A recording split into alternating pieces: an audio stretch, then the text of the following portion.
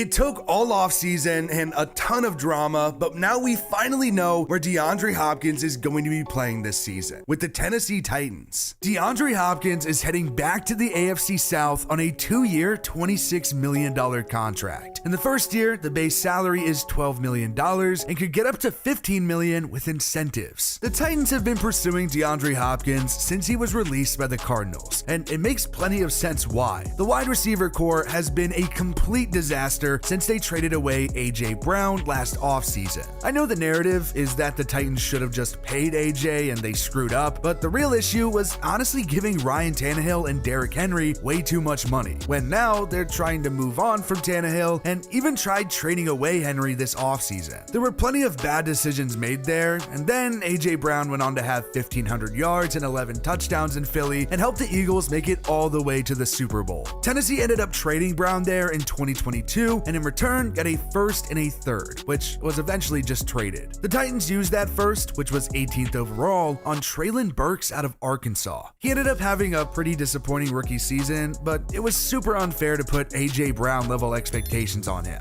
He ended up missing some time with turf toe and ultimately had just 444 yards and a single receiving touchdown. It was very underwhelming, but hopefully now that DeAndre Hopkins is there, he can take some of that attention off of Burks and allow him to develop and not really worry about number one corners. I'm not really sure what to expect from him, but I don't expect much from the rest of the group. The next man up is Nick Westbrook-Ikhine, who came up just short of 400 yards last season and only has 900 yards in his 3-year career. Finally, it's at least worth pointing out that Kyle Phillips was expected to be the number 3 before Hopkins signed. He was a 5th rounder last year, but he only played in 4 games as a rookie because of a hamstring injury and had just 78 yards. It's still not that great of a unit, but it's a hell of a lot better now that DeAndre Hopkins is a part of it. Even with the addition of Hopkins, it does still make sense for the Titans offense to run through Derrick Henry for the last little while. He's not in his peak anymore, but he was insane there for a minute. In 2019 and 2020, he led the league in carries, rushing yards, and rushing touchdowns. In 2020, he actually ended up winning Offensive Player of the Year after he rushed for over 2,000 yards and 17 touchdowns on 378 carries, all of which are his career highs. He's an aging running back on a big contract, which is really a team's worst nightmare. But at least the Titans don't have to fully rely on the passing game,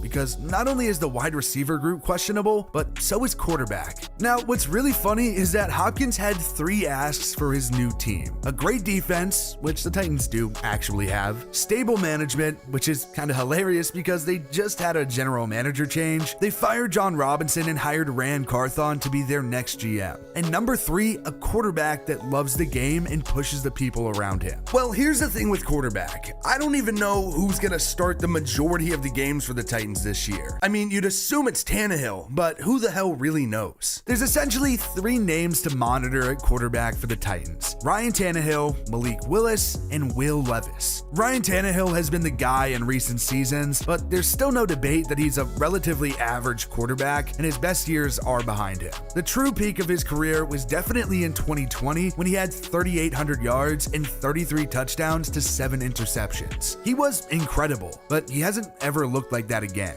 In fact, he hasn't had another season with 30 touchdowns and followed 2020 up with a 14-pick season. Then last year, Tannehill only played in 12 games due to an ankle injury. He finished with 2,500 yards and just 13 touchdowns to 6 interceptions. Like I said, he's just fine. The Titans know they need to move on and get better at the position, and that's why they've drafted a quarterback in back-to-back years now. In 2022, the Titans drafted Malik Willis in the 3rd round. Now, at one point, he was considered the top quarterback in the 2022 class, but there were a lot of concerns because he never really played in a pro-style offense. That's a big reason why he dropped at the draft, and really why he sucked as a rookie. He was actually pretty damn hard to watch. Willis only completed 50% of his throws and had 3 interceptions without throwing a single touchdown. It wasn't very difficult for the Titans to realize that not only was he not the long-term solution at quarterback, but he was nowhere ready to take the field. So they gave it another shot this year and took Will Levis in the 2nd round. Like Malik Willis, Will Levis was also widely considered a 1st-round pick, but he dropped. Levis still went very early in the 2nd round though. I gotta imagine that the ultimate goal is for him to start because Tennessee will at least want to see what they have in him. Levis was really good in 2021 at Kentucky. He had 2,800 yards yards and 33 total touchdowns with 13 interceptions. He came into last season with some high expectations and just didn't live up to them. He struggled and was very banged up too. He had 2,400 yards and 21 total touchdowns with 10 interceptions. Who knows if he'll actually work out or not, but Levis still has a high ceiling and it makes sense why the Titans would want him. The good news for Levis, or really whoever is behind center, is that their offensive weapons did just get way better with the addition of DeAndre Hopkins. DeAndre Hopkins definitely has stuff left in the tank. Yes, he was kind of disappointing towards the back end of his time with the Cardinals, but a lot of that was due to his inability to stay on the field. Arizona ended up trading for DeAndre Hopkins from the Texans in what was a fleece of a trade. For just Hopkins and a fourth, the Cardinals only gave up David Johnson, a second and a fourth. With that came a 2-year, $54.5 million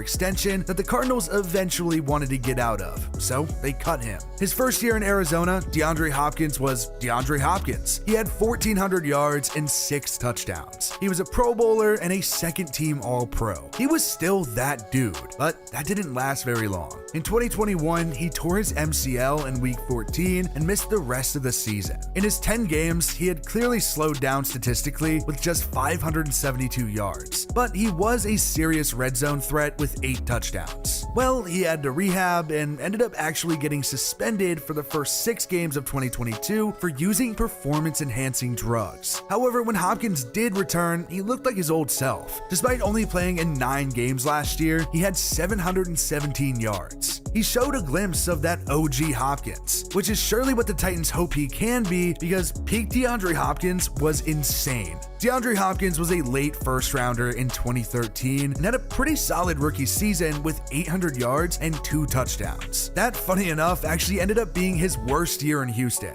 which is impressive because his quarterback situation was absolutely terrible. In 7 years with the Texans, DeAndre Hopkins had 11 different starting quarterbacks. The only one that really actually stuck around for more than a single season was Deshaun Watson. It didn't matter who was behind center for Hopkins. He was still gonna tear it up. He had 5 1,000-yard seasons in 6 years, and in 2016, when he did miss the mark, he was less than 50 yards away. He had 3 seasons with double-digit touchdowns, including in 2017, when he led the league with 13. Through his entire career, DeAndre Hopkins is a 5-time All-Pro and 5-time Pro Bowler. There's no doubt in my mind that he's had an elite career for a wide receiver, but now the question is whether or not it's really over. He chose the Titans for a reason, and it's going to allow him to still be an actual number 1 and put up numbers. But to do that, he actually needs to stay on the field. Now, I don't think the Titans are going to be bad, but I also don't think they're going to be very good. But at the very least, they're going to be better now that they have DeAndre Hopkins on their roster.